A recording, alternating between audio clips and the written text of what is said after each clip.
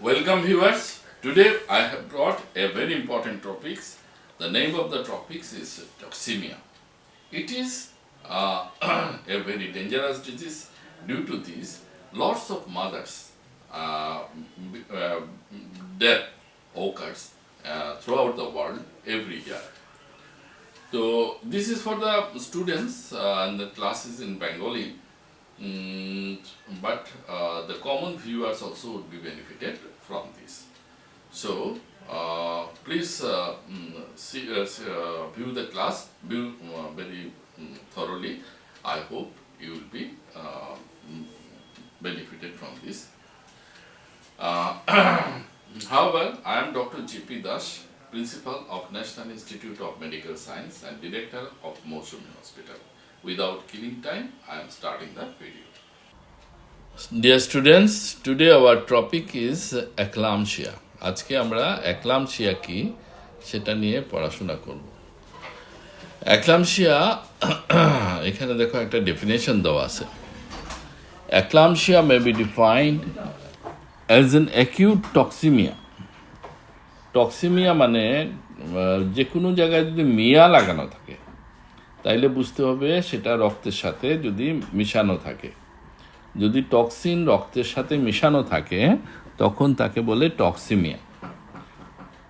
তো যখন এটা একিউট কথার মানে এখন হয়েছে, ক্রনিক মানে অনেক দিন থেকে আছে, তাহলে কি আমরা পেলাম? eclampsia may be defined as acute toxemia. এখন হয়েছে এমন টক্সিমিয়া যেটা হয় ডিউরিং প্রেগন্যান্সি, এটা প্রেগন্যান্সির সময় হবে। আর কখন হতে পারে? ডিউরিং পিউরিপেরিয়াম। পিউরিপেরিয়াম মানে কি? পিউরিপেরিয়াম মানে হলো আফটার ডেলিভারি, ডেলিভারির পরেও হতে পারে। তো এটা হলে কি হবে? এটা হলে কনভালশন হবে, রোগীর খিঁচুনি হবে, মৃগী বেমারি যেরকম খিঁচুনি হয় সেরকম খিঁচুনি হবে। আর পেশেন্ট মে গো ইনটু কমাতে চলে যেতে পারে, অজ্ঞান হয়ে যেতে পারে। এবং usually it is associated with the high blood pressure. এটার সাথে তোমার হাই ব্লাড প্রেশার থাকবে এবং জেনারেলাইজড ইডেমা মানে এই যে পা ফুলে যেতে পারে, মুখ ফুলে যেতে পারে, হাত ফুলে যেতে পারে, ইডেমা জল জমে যাওয়া বা ফ্লুইড জমে যাওয়া। তার সাথে সাথে ইউরিনের মধ্যে অ্যালবুমিন যেতে পারে। ঠিক আছে? সিভিয়ার তোমার এটার সাথে তোমার সিভিয়ার টক্সিমিয়া হয়ে যেতে পারে এবং যেটা কনভালশন এবং খুব বেশি করে খিঁচুনি হতে পারে। এখন আমরা দেখি তোমরা এই যে আমাদের eclampsia হয় এটা কেন হয়, এটার ইটিওলজি কি, এই যে কেন হয় এটাকে বলে ইটিওলজি। মোস্ট পেশেন্ট, বেশিরভাগ পেশেন্টেরই তুমি প্রি eclampsiaর একটা হিস্ট্রি পাবে। প্রি eclampsia মানে কি? পেশেন্টের হাই ব্লাড প্রেশার থাকবে, প্রস্রাবের মধ্যে অ্যালবুমিন থাকবে এবং পায়ে ইডেমা থাকবে, এই একটা হিস্ট্রি পাবে। তাছাড়া তুমি সেরিব্রাল ইডেমা পেতে পারো। সেরিব্রাল ইডেমা মানে ব্রেনের মধ্যে জল জমে যাওয়া। আর সেরিব্রাল ডিসরিদমিয়া আমাদের ব্রেইন ও হার্টের মতো ছন্দবদ্ধভাবে চলে, যেটা আমরা ইইজি নামক যন্ত্র দিয়ে আমরা মাপতে পারি। ওইটা দিয়ে যদি আমরা মাপি আমরা দেখব ব্রেইনের মধ্যে তোমার সেই ছন্দটা হারিয়ে গেছে, যেটাকে বলে ডিসরিদমিয়া বলে। এখন এই যে eclampsia হয়, সেই eclampsiaর জন্য শরীরের মধ্যে কি তোমার পরিবর্তন ঘটে, কি অর্গ্যানস এটার জন্য ড্যামেজ হয়। There is a great lack of uniformity found in the morbid changes in different organs. Different অর্গ্যানের মধ্যে ডিফারেন্ট ধরনের চেঞ্জ হয় এবং এর মধ্যে সবচেয়ে সিরিয়াস যেটা, তো সেটা ক্যাপিলারি থ্রম্বোসিস হয়। What is capillary thrombosis? আমাদের যে ব্লাড ভেসেলসগুলো সেগুলো পেরিফারিতে যেগুলোতে গেছে, যেমন আঙ্গুলে গেছে, পায়ের আঙ্গুলে গেছে, সেগুলো মানে চুলের মতো অত্যন্ত সরু থাকে। সেগুলোর মধ্যে আবার ভালভস লাগানো আছে। এই ছবিতে তোমরা একটা ভালভস দেখতে পাচ্ছ। সেই ভালভসগুলোর মধ্যে রক্ত জমাট বেঁধে যেতে পারে যদি রক্ত জমাট বেঁধে যায় বা কিছু অন্য কিছু আটকে যায় তখন তাকে বলে থ্রম্বোসিস। আর ক্যাপিলারির মধ্যে যখন হয় তখন তাকে বলে ক্যাপিলারি থ্রম্বোসিস। যেসব অর্গ্যানস জেনারেলি এটার জন্য এফেক্টেড হয় সেটার মধ্যে আছে liver, kidney, brain, lungs, heart, স্প্লিন, pancreas এবং ইন্টেস্টাইন। এসব তোমার লিভারে প্রবলেম হতে পারে, কিডনিতে হতে পারে, ব্রেইন, লাংস, হার্ট, স্প্লিন, প্যানক্রিয়াস এবং ইন্টেস্টাইনের মধ্যে প্রবলেম হতে পারে। তো এখন আমরা দেখি ক্লিনিক্যাল ফিচার্স। এই রোগ হলে রোগীর মধ্যে কি কি কষ্ট হবে।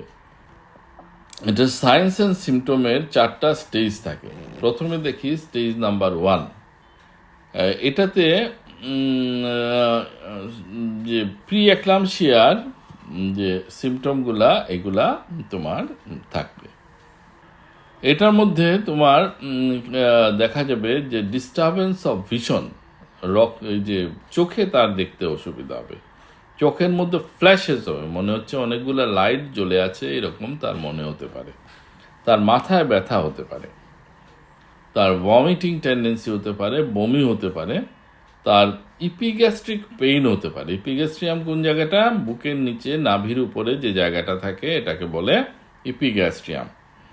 এবং স্ক্যান্ডি সিক্রেশন অফ ইউরিন, রক্তের মধ্যে প্রস্রাবের মধ্যে ইউরিন অল্প অল্প থাকতে পারে। কন্টেনিং মাচ অ্যালবুমিন, তার এর মধ্যে তোমার অ্যালবুমিন থাকবে এবং লিটিল ইউরিয়া থাকবে। নাম্বার হলো stage 2। A fit generally preceded by few second of restlessness, রুগী ফিট হয়ে যাবে।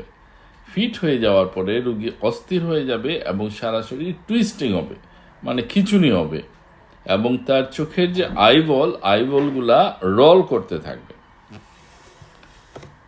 তারপরে আসে দ্য টনিক স্টেজ। টনিক স্টেজে কখনো কখনো টনিক স্টেজটা বোঝাই যাবে না, পার হয়ে যাবে, কখনো কখনো টনিক স্টেজ খুব ভালো ভয়ঙ্কর আকার ধারণ করতে পারে। এইখানে বডিটা একদম রিজিড হয়ে, দেখো ছবিতে এটা ধনুকের মতো বডিটা বেঁকে গেছে, এইরকম ধনুকের মতে বেঁকে যেতে পারে, যার জন্য ধনুষ্টঙ্কার যে রোগ হয় যেটা টিটেনাস বলে, সেই ধনুষ্টঙ্কার রোগীর মতো হয়ে যেতে পারে। তার মাথাটা বিছানার সাথে লাগানো থাকবে এবং পাটা বিছানার সাথে লাগানো থাকবে, আর সারা শরীরটা ধনুকের মতো বেঁকে যাবে এবং চোখ তার সাইডের দিকে টার্ন হয়ে যাবে, রেসপিরেশন তার বন্ধ হয়ে যাবে এবং পেশেন্ট জেনারেলি অফিস্তোটোনাস পজিশনে চলে যাবে। এই যে পজিশনটা এটাকে বলে opisthotonus position. Now come to the stage 3, এটাকে বলে টনিক স্টেজ। টনিক স্টেজে তোমার আবার টুইস্ট হবে, সেটা মুখের খিঁচুনি হতে পারে এবং violent contraction of the limbs, তার হাত এবং পায়ে ভীষণভাবে কন্ট্রাকশন হতে পারে। সে তার জিহ্বাকে কেটে দিতে পারে, এত ভয়ঙ্কর এখানে খিঁচুনি হবে, সে তার জিহ্বাকে কেটে ভীষণ ঘাও করে দিতে পারে এবং মুখ দিয়ে ফেনা বেরিয়ে আসতে পারে এবং ভেনগুলো একদম কালো রঙের হয়ে যাবে। জেনারেলি এই স্টেজটা কিছুক্ষণ পরে আস্তে আস্তে ঠিক হয়ে যায়। নাও কাম টু দ্য স্টেজ 4। এই স্টেজে তোমার তার শ্বাস ঘন, মানে ডিপ হয়ে যাবে, লম্বা লম্বা শ্বাস নেবে, কষ্টকর শ্বাস নেবে এবং সেটা একটা অল্প সময় পরেও ঠিক হয়ে যেতে পারে, আবার একটা লম্বা সময় পর্যন্ত চলতে পারে। এই যে ফিটগুলা একবার এসে চলে যাবে এমন কোনো কথা না, ফিটগুলা আবার ঘুরে ঘুরে আসতে পারে। জেনারেলি ফিটস আর মাল্টিপল, অনেকবার ফিট হয় এবং কমা যে রুগী অজ্ঞান হয়ে আছে এর মধ্যেও আবার তোমার খিঁচুনি এবং ফিট হতে পারে এবং পেশেন্ট যখন তার কনসাসনেস গেইন করবে, মানে সজাগ হবে, তারপরেও তার ফিট হতে পারে। এখন আমরা দেখি এই যে রোগ, এই যে টক্সিমিয়া, এই রোগের সাথে তোমার অন্যান্য কি রোগের তুমি মানে ডিফারেন্সিয়াল ডায়াগনোসিস হবে, মানে কি রোগের সাথে তোমার কনফিউশন হতে পারে। নাম্বার ওয়ান হলো ইপিলেপসি, মৃগী বেমারির নাম নিশ্চয়ই তোমরা শুনেছ। সেই মৃগী রোগের সাথে এটার কনফিউশন হতে পারে। তোমার ইউরেমিয়া, প্রস্রাবের মধ্যে যদি ইউরিয়ার পরিমাণ বেড়ে যায় তখনও রোগীর এই ধরনের সিমটম হতে পারে। PO4 পয়জনিং, মানে ফসফেট পয়জনিং থেকে এই ধরনের হতে পারে। আর তাছাড়া স্ট্রিকচিনাইন পয়জনিং থেকেও এই ধরনের হতে পারে। রোগীর যদি মেনিনজাইটিস হয়, মেনিনজাইটিস মানে তুমি তো জানো মেনিনজেস হলো আমাদের স্পাইনাল বোনসের ভেতরে যে মেনিনস থাকে, ব্রেইন থেকে যেটা বেরিয়ে এসেছে স্পাইনাল বোনের ভেতরে থাকে, এটা সেই মেনিনজেসের মধ্যে প্রদাহ হতে পারে, ইনফ্লামেশন হতে পারে। সেরিব্রাল টিউমার হতে পারে, ব্রেনের মধ্যে টিউমার হতে পারে। সাব অ্যাক্রয়েড হেমোরেজ হতে পারে, মাথার মধ্যে রক্তপাত হতে পারে, এবং রোগীর হিস্টেরিয়া হতে পারে। হিস্টেরিয়া তোমরা দেখেছো যে অনেক সময় কম বয়সী ছেলে অথবা মেয়েরা অজ্ঞান হয়ে যায়, আবার একটু পরে ঠিকও হয়ে যায়, এটাকে হিস্টেরিয়া বলে। এখন আসো আমরা দেখি এইসব রোগের কি কি কমপ্লিকেশন হয়। এইসব রোগীর যেসব কমপ্লিকেশন মায়ের মধ্যে হতে পারে সেগুলো হলো toxic myocarditis. What is myocarditis? হার্টের যে মাসেল আছে সেই মাসেলের মধ্যে যদি ইনফ্লামেশন হয় তাকে টক্সিক মায়োকার্ডাইটিস বলে। তার এনুরিয়া হতে পারে। এনুরিয়া মানে কি? তার প্রস্রাব সম্পূর্ণভাবে বন্ধ হয়ে যেতে পারে। তার সেরিব্রাল হিমোরেজ হতে পারে, ব্রেনের ভেতরে রক্তপাত হতে পারে। তাছাড়া আই কমপ্লিকেশন হতে পারে, তোমার চোখের মধ্যে তোমার দেখতে অসুবিধা হতে পারে, এবং রেটিনাল হিমোরেজ হতে পারে, রেটিনার মধ্যে রক্তপাত হতে পারে। আসো এবার আমরা দেখি যে এই রোগের জন্য বাচ্চার মধ্যে কি কি প্রবলেম হতে পারে। বাচ্চার মধ্যে ইন্ট্রা ইউটারিন ফিটাল ডেথ হতে পারে, মানে গর্ভের মধ্যেই বাচ্চাটা মারা যেতে পারে, এবং অ্যাক্সিডেন্টাল হিমোরেজ হতে পারে, তার রক্তপাত হতে পারে। এখন এই রোগ হলে আমরা রোগীকে কি চিকিৎসা দেব? এই রোগ হলে আমরা প্রিভেন্ট করতে পারি যাতে সে রোগী তার নিজে ড্যামেজ করতে না পারে। যেমন তার জিহ্বা কেটে দেয়, সেই জিহ্বা কেটে দেওয়ার জন্য তার মুখের ভিতরে আমরা মাউথ গার্ড দিতে পারি। মাউথ গার্ড দিলে সে তার জিহ্বা কাটতে পারবে না। যদি মাউথ গার্ড না পাও, তুমি এমনি কাপড় দিতে পারো বা অন্য কোনো অবজেক্ট দিতে পারো যাতে করে রুগী তার জিহ্বাকে কাটতে না পারে। রুগীকে এক পাশে পাশ করিয়ে শুইয়ে দিতে হবে। তাতে কি হবে, তার যে সিক্রেশন, মুখের সিক্রেশন, তার শ্বাসনালীর ভিতরে ঢুকবে না, সেটা বাইরে বেরিয়ে আসবে। ছবির যে পজিশন আছে সেই পজিশনে রুগীকে রাখতে হবে, তাতে রুগীর যে সিক্রেশন বাইরে বেরিয়ে আসবে। এবং অন্যথায় চিৎ করে রাখলে এটা তার লাংসের ভিতরে ঢুকে যেতে পারে। এখন তুমি এই জন্য জেনারেল মেজার্স কি নেবে? জেনারেল মেজার্সে আমরা সিডেশন দিই, কম্পোজ ইঞ্জেকশন দিতে পারো বা অন্যান্য সিডেটিভ ড্রাগ দিতে পারো, এবং রুগীকে ইমিডিয়েট হসপিটালাইজেশনের জন্য বলতে পারো। তাকে অক্সিজেন ইনহেলেশন দেওয়া যেতে পারে, অক্সিজেন দেওয়া যেতে পারে, এবং তার ফ্লুইড ব্যালেন্স যাতে ঠিক থাকে এই জন্য তাকে আইভি, স্যালাইন বা অন্যান্য ফ্লুইড দেওয়া যেতে পারে।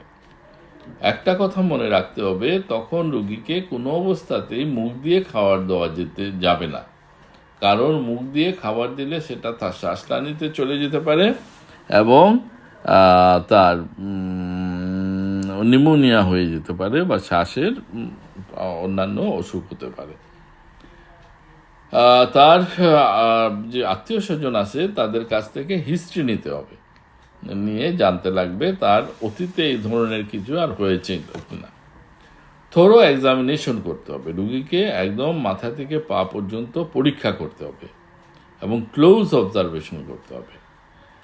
যদি দেখা যায় রুগীর কোনো ইমপ্রুভমেন্ট হচ্ছে না, তাহলে 24 ঘন্টা পরে তাকে প্রপার মেডিকেশন দিতে হবে এবং টার্মিনেশন অফ প্রেগনেন্সি করতে হবে।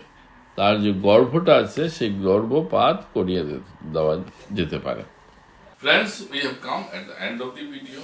Hope you have liked the video and you have learned what is toxemia, what are the signs and symptoms of toxemia, what to do when there is toxemia, and how we can save the mother from toxemia.